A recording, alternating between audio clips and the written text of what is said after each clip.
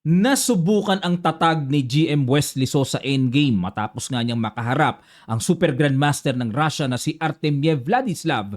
At pagkatapos nating i-analyze ang matinding laban ay susunod kagad natin ang kani-kanilang top boards na bakbakan, MVL sa panig nila Wesley at Hikaru Nakamura sa panig naman nila Artemiev Vladislav. 2 games po ang matinding pag-aaralan natin, pero bago yan ay atin munang sagutan ang puzzle na iniwan natin kahapon hatid sa atin ng Internet Chess Club. Ito po yon, it's white to move. Kung tutuusin, masarap na pong mag H6. Yun nga lang, pag nag H6, threatening matchas, syempre, titira lang ng F6 ang block dito para yung queen ay ipang depensa doon sa G7. At the same time, pag F6, may tempo attack pa sa queen G5. O dahil dyan, ito po ang gumuguhit na maganda munang gawin, Rook B7. Congratulations po sa mga nakakita ng tamang sagot. Para pagtakpan muna yung queen, huli na sa eksena para suportahan. Obligadong pupus yan kasi wala ng F6 eh. Barado na yung queen eh. Sabay susundutan ng queen F6, threatening matchas doon sa G7. Only move, tatakbo na lang yung king, pero may sundot ng knight E6, check. Baki-imagine nyo po, babalik lang ang king doon, matchas pa rin sa G7. Yan po ang napakagandang solusyon sa puzzle na ito. Congrats muli sa mga nakatamang sagot, mga kamatchas. At ito naman ang iiwan nating puzzle for today's video. It's black to play, mga kamatchas. Lapag nyo lang ang inyong mga kasagutan na makikita. Lagay nyo lang sa comment section below, mga kamatchas. Sa mga wala pa pong Internet Chess Club, downloadable po sa Play Store and App Store. At tuloy-tuloy po ang ating raffle entry hanggang ngayon na lang Sunday. Click nyo lang din ang Google Form para makapag-entry po kayo sa ating raffle na ginagawa every Tuesday live streaming natin, mga kamatchas. Okay, habol po kayo hanggang ngayon na lang. Bukas na po yung Google Form natin. Pasensya na po, naka-close pala nitong mga nakaraan. Pero kaya nyo pang humabol. Today, Sunday, ang last. And then Tuesday ang ating raffle live streaming. Alright, maraming salamat po. Simulan na agad natin ang ginawa dito ni Artemiev kay Wesley. Nag-E4, E5 si Wes, Knight F3, Knight C6 at tinirahan, pinasok ang Roy Lopez. Tinira ni Wesley ang kanyang legendary paboritong Berlin variation. Kinaslingan lang. Pinasok yung Knight takes E4, nag-D4, Knight D6. Kaya nasabi ko pong sinubukan ang endgame dito ni Wesley. Sa tinagal-tagal ng ginagamit ito ni Wesley, aba, napakatatag ni Wesley dito. Ang tumatalo lang po sa ganitong variation ni Wesley, si MVL. Kakampi naman ni Wesley si MVL, board 1 nila yun eh. Pero kay Artemiev, tingnan natin. H3, Bishop D7, Rook D1, Bishop E7, G4 at nag-Knight H4. Alam na alam ni Wesley, expert oh. Bishop takes H4 at nag-Knight D2 develop. Ayun, talagang obligadong iiwas na yan kasi nga nakakatakot yung tore, nakatutok eh. Knight F3, atake sa bishop, atras lang at hinamo ng bishop to bishop. Umiwas si Wesley para maminti na ang pagka-bishop pair. Kasi nga po, pagka may bishop pair, lalo na buhay, malakas yan.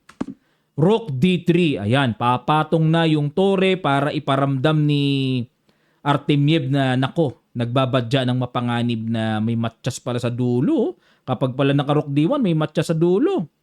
Di ba? Nag-Bishop E6 muna, nag-Bishop E3, okay.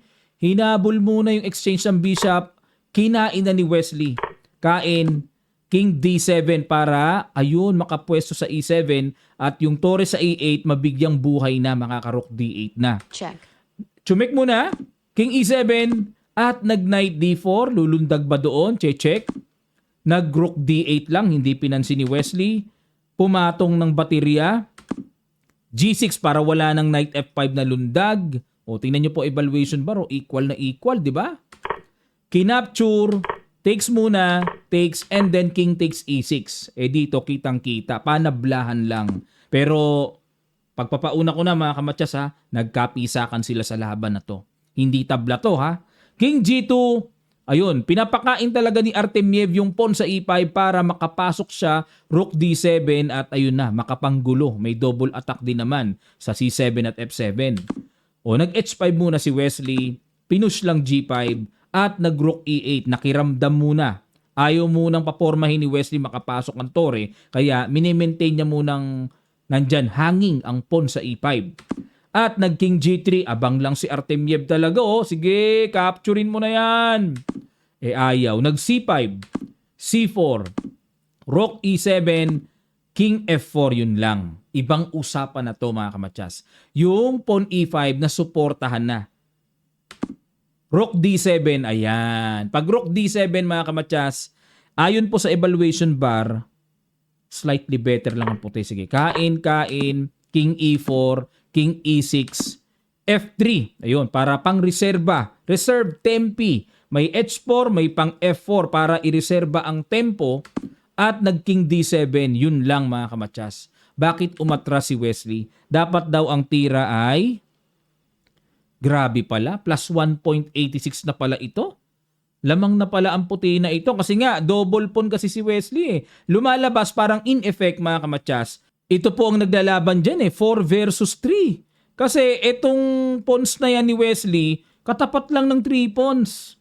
So 3 on 3 sa tabi, sa queen side, 4 versus 3 sa king side. Yun lang.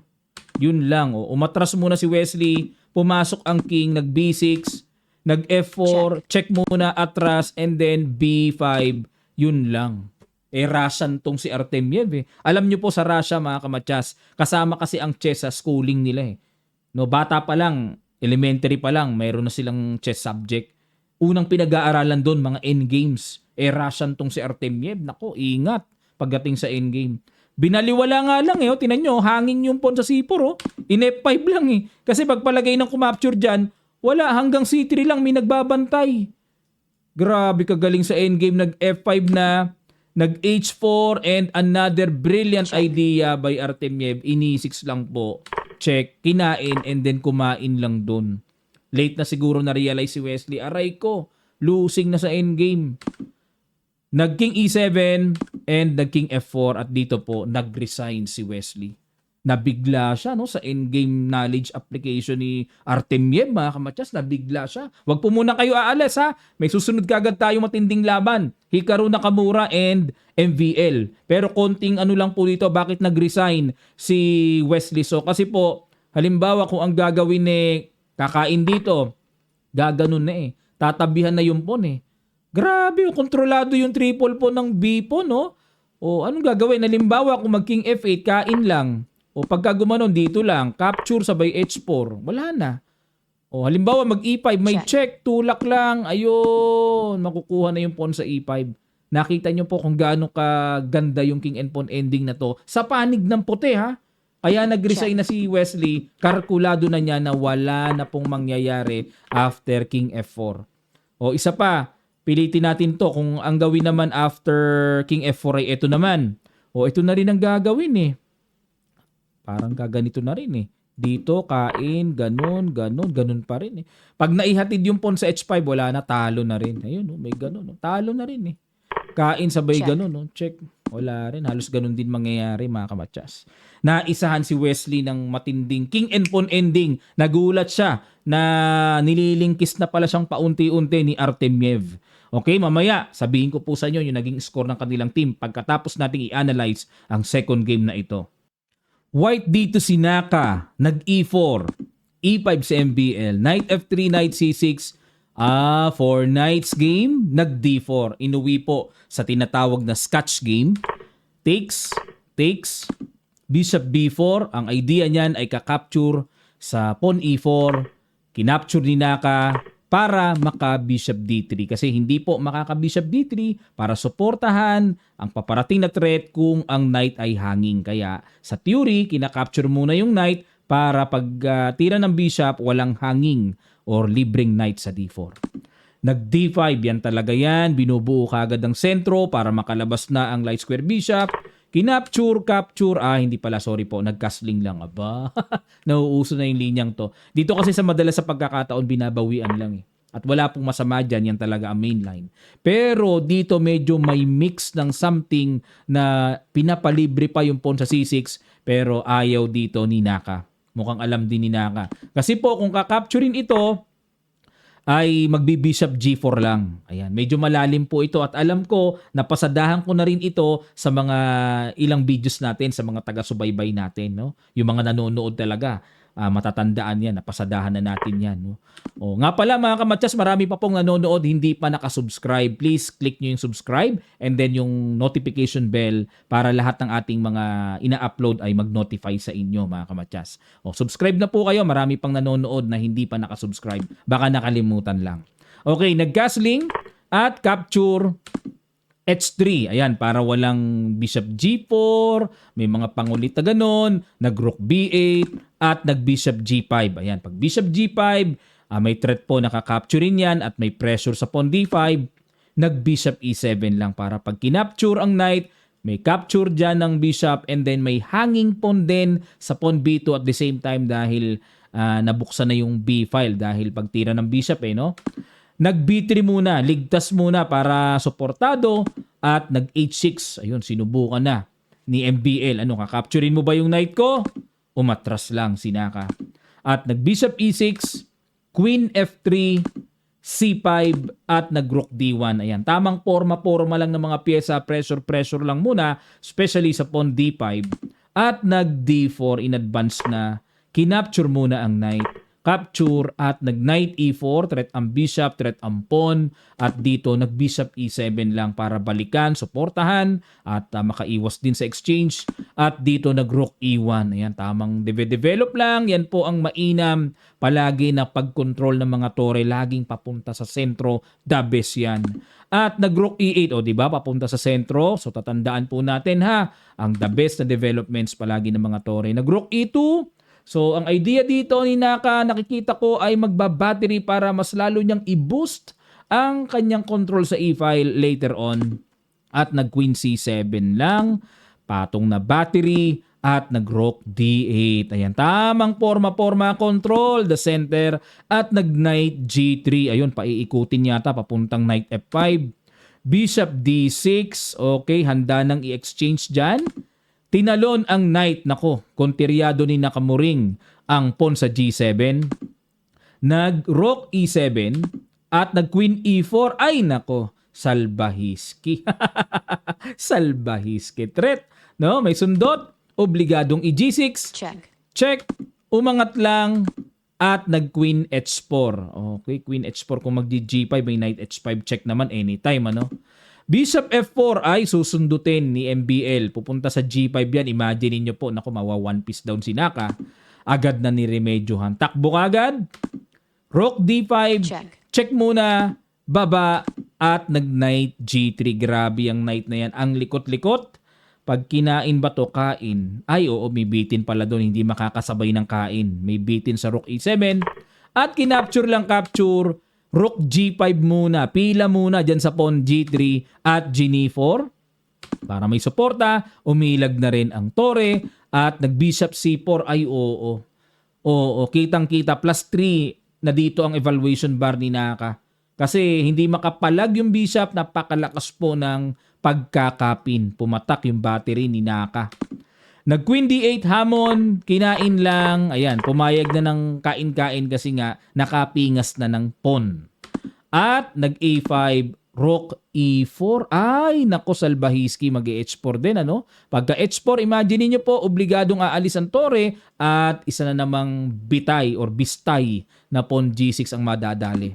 Kaya nag-king F7 para suportado ang G6. Check muna, gumanon, hindi pwedeng umangat, matsakaw. Mathematician ang mangyayari dyan. Obligadong layo lang at nag-rook A7 at ito na po ang paparating na very strong control the 7th rank. Kumbaga sa Ultimate Fighting Championship, parang nakahiga na. Pagka nakahiga na, nasa ibabaw yung naniniko. Tagilid na mga kamatyas, no? Sa UFC, nakakapanood ako ng ganun. Kung sino nasa baba, losing talaga eh. H5. Kinain lang, namitas muna kain, aba, pinuwersa na ni Naka. Pinuwersa na ng ganitong endgame, grabe talaga, no? Nakita nyo po yung essential na dapat alam natin yung endgame. Pag essential na alam yan, nako, the best eh. Oh, kinain lang. Alam na alam ni Naka, winning na siya sa endgame na to eh. Pero syempre, kailangan pa rin ingatan. Ayan, ang gulo na lang po si MBL kasi kung hindi siya manggugulo, ay wala, baliwala. Hindi magiging mahirap sa puti. Kailangan pahirapan ng puti eh. Kain, ayun no, pupunta yung king dito. Yan ang mga teknikan, mga kamatya. So yan no. O, obligado, di aalis na sa B-file, di ba? Obligado ngayon, ipupush na paunti-unti yan. Rook A5, punta sa likod. O rook behind pass pawn. Gumanon, angat lang. O may 2 pawns up kasi. Kaya pala kahit ipamigay lang yung isang pawn eh. Winning pa rin eh. King D5. O, ayan ha. Basically, pag kinain po, kain, gaganon lang yung king and then diretso na yung pawn. Okay, kaya umiwas lang dito. Yun nga lang po. Okay, sorry po. Yung king nilagay dito, ibig sabihin nag-resign na si MBL. Yung king kasi ng white ilalagay yan dito eh. Pagka digitive board, no? Para pagka ganyan ng itsura, ibig sabihin 1-0. Ang 0-1 kasi yung king nandito tapos yung white king nandito pagka nilalagay after na mag-resign. Dito po nag-resign na. Bakit? Wala nang mangyayari. Hindi rin naman pwedeng capturein eh. Wala, useless eh. Tapos magpupush pa. O limbawa, mag-king B6 dyan. Wala, magki-king D4 na lang. Tutuloy-tuloy, susugurin yung isang pawn. No? So, definitely, super losing na talaga. Totally hopeless sa black, mga kamatyas. Okay, dahil po dyan, ito po ang kanilang standing, mga kamatyas. Alamin po muna natin yung kanilang standing dito. Sino na ba ang nangunguna? Okay, results. Triveni Continental King, sila Alireza Firouzja at pumapangalawa sila Wesley So. Pero alam nyo sa match nila ng Fire American Gambits, grabe, 0.5 lang ang in-score. Wipe out sila Wesley. Talo lahat sila. Ganong katindi sa match. Tinan nyo po mga kamatyas. Oh. Tinan nyo nangyari. Oh. Ayan oh. Yung laban ng Fires. Ayan oh. Tinan nyo oh. Talo lahat oh. Talo si MBL. Talo si Wesley. Talo si Mamedyarov. Talo si Hampi Conero. Ubus lahat. Yung pinakadulo lang ang tabla. Grabe naman yan. Pero ganun pa man, ang kanilang standing pa rin sa team, eto pa rin po.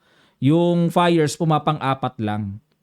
Nagkataon nakapuwing no? Kung sino yung medyo nasa baba, yung pa yung nakapuwing. Kaya umalagwa ng napakalayo itong Triveni Continental Kings. Pero ganun pa man mga kamatyas, ang top 2 rito, yun ang magcha-championship, yun ang importante. Pero ingat lang sila Wesley dahil sumusunod na ang Ganges Grandmaster. Dumikit, sumusunod na, baka mamaya maka-second place pa yan sila. Kailangan i-sureball nila Wesley para at least second spot sila, championship sila ng Triveni Continental Kings.